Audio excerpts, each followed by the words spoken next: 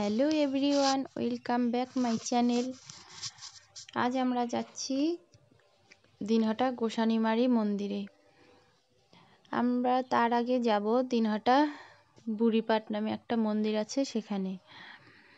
তা আমরা যাচ্ছি তুফানগঞ্জ থেকে কোচবিহার হয়ে দিদিকে নিয়ে, তারপরে আমরা যাচ্ছি Dinhata.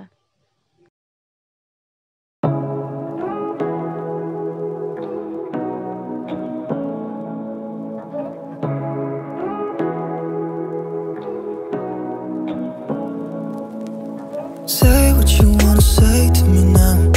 I wanna wake up with you in the morning. Show me there's nothing fake to me now. I wanna wake up with you in the morning. Say what you wanna say to me now. I wanna wake up with you in the morning. Show me there's nothing. আমরা চলে এসেছি দিনহাটা বুড়িপাট বলে একটি মন্দিরে, এখানে পুজো দিতে। এটি বহু পুরনো মন্দির, খুবই জাগ্রত। আমরা এখানে পুজো দিয়ে বেরিয়ে পড়ব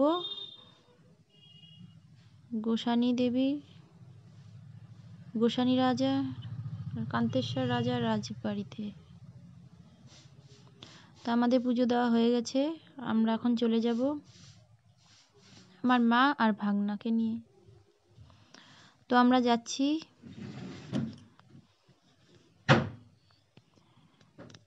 এই কান্তেশ্বর রাজার কিছু গল্প আমি তোমাদেরকে বলছি, লোকের মুখে যা শোনা। ব্রাহ্মণের পোষ্য রাখাল বালক রাধাকান্ত গোসানি দেবীর কৃপায় রাজা হলেন। কিন্তু রাজা হলেই তো হলো না, তার একটা রাজধানী চাই। তাই গোসানি দেবী বিশ্বকর্মাকে দিয়ে রাতারাতি তৈরি করিয়ে দিলেন বিশাল রাজধানী। এক রাতের মধ্যেই তৈরি হয়ে গেল রাজপ্রাসাদ, অস্ত্রাগার, ধানাগার, হাতিশাল, ঘোড়াশাল, সেনানিবাস ইত্যাদি সব কিছুই। কালুখা, ফতেখা নামে বিশাল দুটি কামানও বিশ্বকর্মা বাড়িয়ে দিলেন, আর সমস্ত নগরীকে ঘিরে দিলেন 19 মাইল পরিধির প্রাচীর এবং পরিখা দিয়ে। গোসানি দেবী এবার দিকে দিকে বিভিন্ন শ্রেণীর মানুষকে ওই রাতেই স্বপ্নে দর্শন দিলেন। তাদের সবাইকে আদেশ করলেন কামতানগরে যাওয়ার জন্য। পরদিন থেকেই সৈন্য সামন্ত, পাত্র, মিত্র, অমাত্য, নানা শ্রেণীর মানুষ এবং ব্যবসায়ীরা এসে হাজির হলো কামতানগরে।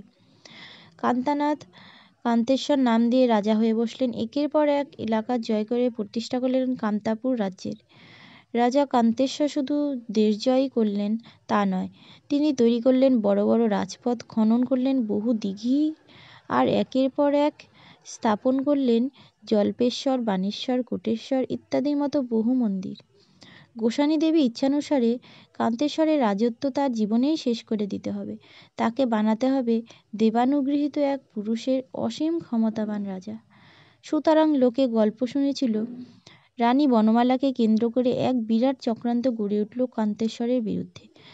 চক্রান্তের নায়ক আবার স্বয়ং মহামন্ত্রী।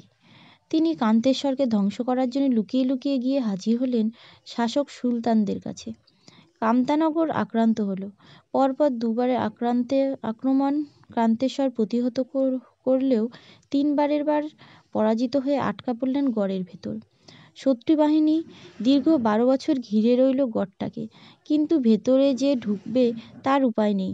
শেষে চক্রান্তকারী মহামন্ত্রীর পরামর্শে মেয়েদের ছদ্মবেশে ওই সৈন্যরা গড়ের ভিতরে ঢুকে পড়ল। কান্তেশ্বর বন্দী হলেন, আর ধ্বংস হলো অমন সুন্দর সুরক্ষিত কামতাপুর নগর।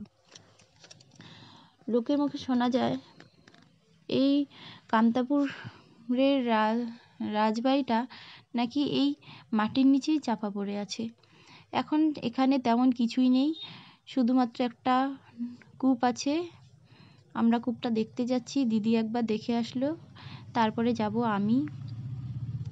এ কূপ আছে, আর কিছু বড় বড় পাথর আছে, আর একটা মন্দির আছে একটু দূরে। মন্দিরে আমরা আজ যেতে পারিনি সময়ের অভাবে। তোমাদের আমি সম্পূর্ণটা ঘুরিয়ে দেখাচ্ছি।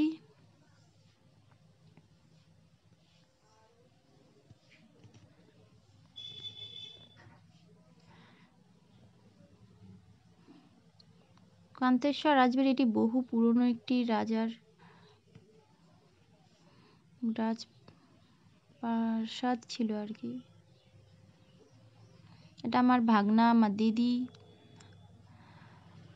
আর আমার মা, সবাই মিলে এসেছি।